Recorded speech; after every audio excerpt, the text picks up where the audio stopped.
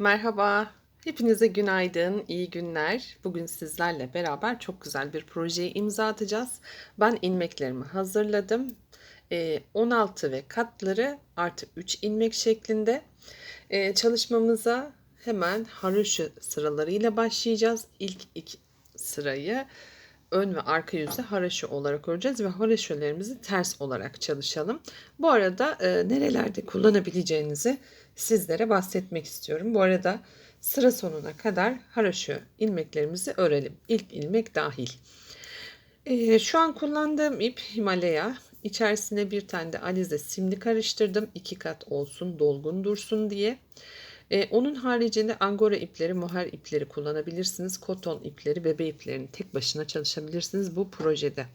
Battaniyeden bayan kazaklarına varana kadar birçok alanda bu projeyi deneyebilir ve çok güzel sonuçlar elde edebilirsiniz. Örgüye yeni başlayan arkadaşlarım için oldukça ideal bir örnek bu. Ee, kolay olarak ilerleyecek ve ben de sizlere mümkün olduğu kadar en detaylı şeklini anlatmaya çalışacağım. Benimle beraber örgüleme eşlik ettiğiniz için şimdiden hepinize çok çok teşekkür ediyorum. Kanalımdan daha detaylı bilgileri almak için lütfen abone olun ve zile basarsanız daha çabuk bilgi sahibi olacaksınız. Şimdi uzun zamandan beri de videolara ara verdiğimiz için şöyle azıcık tutukluk yaşayabiliriz. Sorun değil ama artık hemen hemen her gün sizlere yeni güncel projelerle eşlik edeceğim kısmet olursa. Ben modeli 2 model üstünden anlatacağım için 16 artı 16 artı 3 ilmek şeklinde çalıştım arkadaşlar. Sizler de kullanacağınız ip ve şiş ile bu şekilde bir proje çalışıp santim hesabını alırsanız kullanacağınız projede kaç ilmek çalışacağınızı çok net bir şekilde göreceksiniz sizler de. Şimdi birinci sırayı bitirdik. İkinci sıraya geçtik. Örgümüzün arka sırası. Tekrar ilk ilmeği örmeden alabiliyorsunuz artık. Ve haroşa örgülerimize başlıyoruz. Haroşa örgü bildiğiniz gibi her iki sırada da ilmeğin yönü aynı tarafta ve ipin aynı tarafta çalıştırılmasıyla elde edilen iki sırada oluşan bir örgü çeşidi. Her iki sırada bir sıra oluşuyor. Buna dikkat edin. 2 haroşa sırası denildiği zaman toplamda 4 sıra örmeniz gerekiyor. Şimdi biz bir haroşa sırası öreceğimiz için 2 sıra örmemiz yeterli oldu bizim. Şimdi sıranın sonuna geldiğimiz zaman hem ön yüzde hem de arka yüzde birer sıramız oluşmuş olacak. Haroşa örgüler diğer örgülere nazaran biraz daha bol düşümlü olacaktır. O yüzden lastik kullanmadığınız alanlarda haroşa örgülerden faydalanabilirsiniz. Şimdi sıra sonuna geliyoruz ve örgümüzü ön yüzden başlatacağız. Kısmet olursa. Hemen şu şekilde. Evet. Şöyle göstermek istiyorum. Bakın bir sıra haroşa dişimiz oluştu. Şimdi örgümüzün ön yüzündeyiz ve model kurulumundayız. İlk ilmeğini örmeden aldıktan hemen sonra yanına 2 diş ters örgü. Böylece toplamda 3 ilmeği ters örgü olarak örmüş bulunmaktayız. Hemen ipimizin yönünü düzeltiyoruz ve bir tane arttırma işlemi yapıyoruz. Şimdi 7 adet düz ilmek öreceğiz. 1 2 3 4 5 6 7 tane düz ilmeğimizi ördük.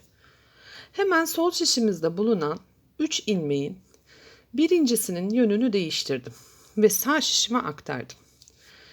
Sol şişimde bulunan 2 ilmeği birlikte örüyorum. Sağ şişteki ilk ilmeğe dokunmuyorum. Sadece yönünü değiştirdim. Sol şişteki ilk 2 ilmeği birlikte ördüm. Sağ şişime aktardım. Sağ şişimdeki ikinci sıradaki örmediğim ilmeği birinci sıradaki ilmeğin üstünden geçirdim ve şu şekilde 3 ilmeği birlikte ne yaptım? Örmüş oldum. Şimdi yapacağımız işlem hemen 3 ilmeği ördükten sonra bir tane ters ilmek örmek. Bir ters tamamladım. İpimizin yönünü düzelttim. 2 ilmek düz. 1 2 ilmek düz ve tekrardan bir tane artış, 3 tane ters ilmek. 1 2 3 tane ters ilmek, tekrardan bir tane artış, 7 tane düz ilmek. 1 2 3 4 5 6 7. Tekrar sol şişimdeki 3 ilmeğin birinci ilmeğin yönünü düzelttim sağ şişimde. İlk 2 ilmeği birlikte örüp düz ilmek olarak sağ şişime aktarıyorum. İkinci ilmek, yani örmediğim ilmeği birinci ilmeğin üstünden geçirip hemen bir tane ters ilmek, ipin yönünü düzeltiyorum. 2 tane düz ilmek, bir tane arttırma ilmeği, 3 tane ters ilmek. 1 2 3. Birinci sırayı bu şekilde tamamladık. Şöyle. Örgünün arka sırasına geçiyorum. Bakın. Şimdi burada yapacağım işlem ters ilmeklerle. Nereye kadar? Şuradaki 3 ilmeği birlikte topladığım buradaki ilmeğe kadar ters ilmek. Sayıyoruz hemen. 1 2 3 arttırma ilmeği 4 5 6 şuradaki düz ilmek, bakın. Düzeltiyorum. 6 ilmekten sonra bir tane düz, tekrar devam ediyorum. 1 2 3 4 5 6 7 8 ajur ilmeği 9. Bakın tekrardan düz 9 devam ediyorum. 10 11 12 ajur ilmeği 13 14 15 3 ilmeği kestiğim hemen yan taraftaki ters ilmek burada düz ilmek olarak karşımda. Bunu düz ilmek olarak örüyorum. Ve tekrardan ters ilmeklere başlıyorum. 1 2 3 4 5 6 7 8 9 ajur ilmeği 10 11 12 tane ters ilmek. Şimdi örgümüzün tekrardan ön yüz ikinci sırasına geldik. Tekrar 3 tane ters ilmekle başlıyoruz. Örmeden aldığım ters ilmeği 1 2 3 tane ters ilmeğimi ördüm. Hemen bir tane arttırma yaptım. Burada 1 2 3 düz ilmeklere geçtik. 4 5 ve 6 tane düz ilmek ördüm. Şimdi sol şişimde bakın ters ilmeğim 4. ilmek. Onun önündeki şurada 3. ilmeğim, 3 ilmeği beraber topladığım ilmek ve önünde 2 tane düz ilmek var. Buradaki 2 tane düz ilmekten bir tanesini sağ şişime aktardım. 2 ilmeği birlikte örüyorum. Tek ilmek. Sağ şişteki bulunan ikinci ilmeği de ördüğüm ilmeğin üstünden geçirip 3 ilmekten 1 ilmek çıkartıyorum ve hemen yan tarafında bir tane ters ilmek örüyorum. İpin yönünü düzeltiyorum. Şurada ters ilmeğe gelene kadar 1 2 3 tane düz ilmeğim var. Devam ediyorum. 1 2 3 düz ilmeğimi tamamladım ve hemen akabinde bir tane arttırma yaptım. 3 tane ters ilmek. 1 2, 3. Bir arttırma ilmeğim var ve düz örgüyle başlıyorum. 1, 2, 3, 4, 5, 6. Tekrar kontrol ediyorum. Ters ilmek 4. ilmeğim. 3 ilmeği birlikte topladım. 3. ilmek ve önünde 2 tane düz ilmek var. İlk ilmeği sağ şişime aktardım. 2 tane düz ilmeği birlikte ördüm. Örmeden aldığım ilmeği birinci ilmeğin üstünden geçirdim ve hemen akabinde bir tane ters ilmek. İpin yönünü düzeltiyorum. 1, 2, 3 tane düz ilmeğim var. 1, 2, 3 düz ilmek. Arttırmamı yapıyorum. Tekrardan 3 tane ters ilmek. Şimdi ilmeklerimiz şu şekilde gözükmekte.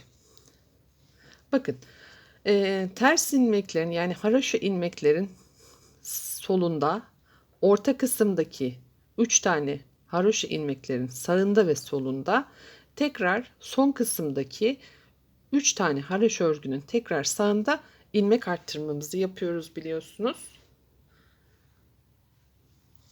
Ve örgümüzün arkasına geçiyoruz. Ters örgülerle başlıyoruz. 1, 2, 3, ajur ilmeğim 4, 5, 6, 7. Bu sıradan sonraki bütün sıralar daha kolay. Düz ilmeğim karşımda. Düz olarak ördüm. İpin yönünü değiştirdim. 1, 2, 3, 4, 5, 6, 7, ajur ilmeği 8, 9, 10, 11, ajur ilmeği 12, 13, 14, 15. Tekrar düz ilmekteyim. İpin yönünü değiştiriyorum. 1, 2, 3, 4, 5, 6, 7, ajur ilmeği 8, 9, 10 ve 11. Örgümüzün tekrardan ön yüzüne geldik. Ön yüzündeyiz. 3 tane haroşa örgü. 1, örmeden aldım. 2, 3. Bir tane arttırma ilmeği. Devam ediyorum. Düz ilmeklerle. 1, 2, 3, 4, 5. Hemen kontrol ediyorum. 4. ilmeğim ters ilmek, önündeki topladığım ilmek. 2 tane de önünde düz ilmeğim var. Birincisini örmeden aldım. 2 tane düz ilmeği birlikte ördüm. Ördüğüm ilmeğin üstünden de örmediğim ilmeği geçirdim. 3 ilmeği tek ilmek haline getirdim böylelikle. Hemen sol tarafındaki ilk ilmek ters. Burada bu taraftaki düz ilmeklerim azalırken ters ilmeğin sol tarafında kalan düz ilmeklerimde de artım oluyor. Bakın 1, 2, 3, 4 tane düz ilmek öreceğim ve bir tane arttırma işlemi yapacağım. 1, 2, 3, 4. Bir tane ajur arttırması, hatta ajur arttırmamı şu şekilde yapıyorum ki ön yüze gelsin. Çünkü ters ilmeklerden haroşa oluşturuyoruz. 3 tane ters ilmek. 1, 2, 3. Tekrar bir arttırma ilmeği, bunu düz ilmek konumuna getiriyorum. Çünkü düz ilmekler öreceğim. 5 tane düz. 1, 2, 3, 4, 5. Kontrol ediyorum. 4. ilmeğim ters. 3. ilmek toplanan ilmek. 2 tane düz ilmek var. Örmeden aldığım 1. ilmek. 2 ilmeği birlikte örüyorum. Tek ilmek oldu. Örmeden aldığımı da ördüğüm ilmeğin üstünden geçirdim ve hemen bir tane ters ilmek örüyorum. Devam ediyorum. Düz ilmeklerle. 1, 2, 3, 4. Bir tane arttırma ilmeğim ters ilmek konumunda. 3 tane ters ilmekle sıramı bitiriyorum. Bakın. Şöyle. Sağa doğru bir geçiş var. Sağ taraftaki ilmekler azalıyor, sol taraftakiler artıyor. Arka sırada da görüntü bu şekilde. Artık düz ilmeklerimi rahatlıkla seçebiliyorum. O yüzden ilmekleri görmüş olduğum gibi örmem yeterli. 1, 2, 3, 4, 5, 6, 7, 8. Hemen düz ilmek. Tekrar 1, 2, 3, 4, 5, 6, 7, 8, 9, 10, 11, 12, 13, 14, 15. Düz ilmeğe geçtim. Tekrar ters ilmekler. 1, 2, 3, 4, 5, 6, 7, 8, 9, 10. Hemen şöyle bakıyoruz modelimize. İyice gözükmeye başladı. 3 tane ters ilmek. Hemen ilk artışım düz ilmek konumunda. Sayıyorum. 1, 2, 3, 4. Kontrol ediyorum. 1, 2, 3, 4 ilmeğim var. Başlangıç ters ilmek. Bir tane örmeden aldım. 2 ilmeği beraber topladım. Örmeden aldığımı ördüğümün üstünden geçirdim. Bir ters ilmek. Devam ediyorum düz ilmeklerle. 1, 2, 3, 4, 5. Tekrar bir artış. 3 ters ilmek. 1, 2, 3. Bir tane arttırma ilmeği düz konumdayım. Düz ilmekler 1, 2, 3, 4. Dördüncü ilmeğim ters. İlk ilmeğimi örmeden aldım. 2 ilmeği topladım.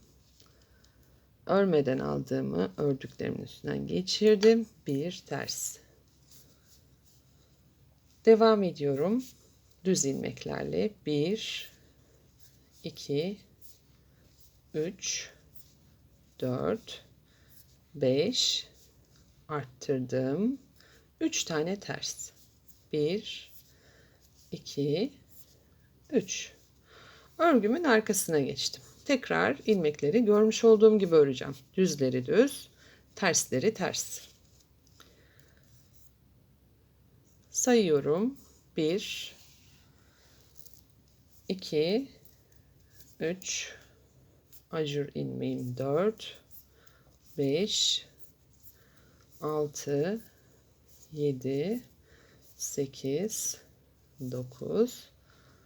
Düzelttim yönünü. Bir düz ilmek. Tekrardan ters ilmek. 1, 2, 3, 4, 5, ajur ilmeği 6, 7, 8, 9, ajur ilmeği 10, 11, 12, 13, 14, 15, tekrar bir düz ve ters ilmekler. 1, 2, 3, 4, 5, 6, 7, 8, 9. Tekrardan ön yüze geldim. Şimdi örgümüz bu şekilde belirginleşti. Ters ilmeklerle başlıyorum. 3 tane. 2, 3. Arttırdım. Sayıyorum. 1, 2, 3 tane düz ilmek ördüm. 4 tane ilmeğim sol şişimde. Ters ilmek 4. ilmek. O yüzden ilk ilmeği örmeden alıyorum. 2 ilmeği birlikte örüp topluyorum. Örmeden aldığım ördüklerimin üstünde. Bir tane ters. Tekrar düz ilmekler. 1, 2, 3, 4, 5, 6. Bakın ajur ilmeğim 7. ilmek. Sağ taraftaki ilmekleri 7 ile başlamıştık. Sol taraftakileri de 7'ye denk getirdik. Tekrardan 3 ters ilmek. Arttırma ilmeğim, ajur ilmeği. 1, 2, 3 düz. Kontrol ettim. Sol şişteki ilk ilmek örülmeden alınıyor. İlk 2 ilmeği beraber örüyorum. Tekrar örmeden aldığımı ördüğüm ilmeklerin üstüne ve hemen ters ilmek. Devam ediyorum düz ilmeklerle. 1, 2, 3, 4, 5, 6, 7. ilmeğimde ajur ilmeğini de denk getiriyorum. Arka sırada bunu ördüğüm zaman bu taraf 7 ilmek kalacak. Ona lütfen dikkat edin. Çünkü 7 ilmekle başladık. Sağ tarafı 7 ilmekle de sol tarafı bitireceğiz. Ajur ilmeği dahil. Hemen örgümün arka sırasındayım. Bütün ilmekler düz ilmeklere kadar ters ilmek. 2, 3, 4, 5, 6, 7, 8, 9, 10. İpin yönünü düzelttim. Bir düz ilmek. Tekrar 1, 2, 3, 4, 5, 6, 7, 8, 9, 10, 11, 12, 13, 14, 15, bir tane düz. Devam ediyoruz. 1, 2, 3, 4, 5, 6, 7, 8'e tamamladık. Ve birinci model sıramız bitti. Şimdi başa döneceğiz tekrardan. Yapacağımız işlem en baş noktaya dönmek. Model kendini ilerlettikçe gösteriyor zaten biliyorsunuz. Ne yaptık? Sol taraftaki arttırdığımız ilmekleri 7'ye tamamladığımıza göre artık sağ tarafta 7 ile başlayabiliriz. Tekrardan model kurulumu için. 3 tane düz ters ilmek. Bir tane arttırma ilmeği, 7 tane düz. 1, 2, 3, 4, 5, 6, 7 tane düz. Hemen ne yapıyoruz? Burada 1, 2, 3 tane düz ilmeği alıyoruz. Noktamızı belirtiyoruz. Örmeden aldığımız 2 tane düz ilmeği birlikte örüyoruz. örmediğimiz ilmeği ördüklerimizin üstünden atlatıp ilk ters ilmeğimizi örüyoruz. İpin yönünü değiştirdim. Sol tarafta bakın haroşa ilmeklere kadar 2 tane düz ilmeğim var. Hemen onları örüyorum. 1 ve 2. Arttırmamı yapıyorum. 2 model arasını ayıran haroşa ilmeklerim 3 tane, onları örüyorum. Ve tekrardan diğer model için bir arttırım ve sayıyorum. 1 2 3 4 5 6 7 düz ilmek. 3 tane ilmeği ayarladım. İlk ilmeği örmeden.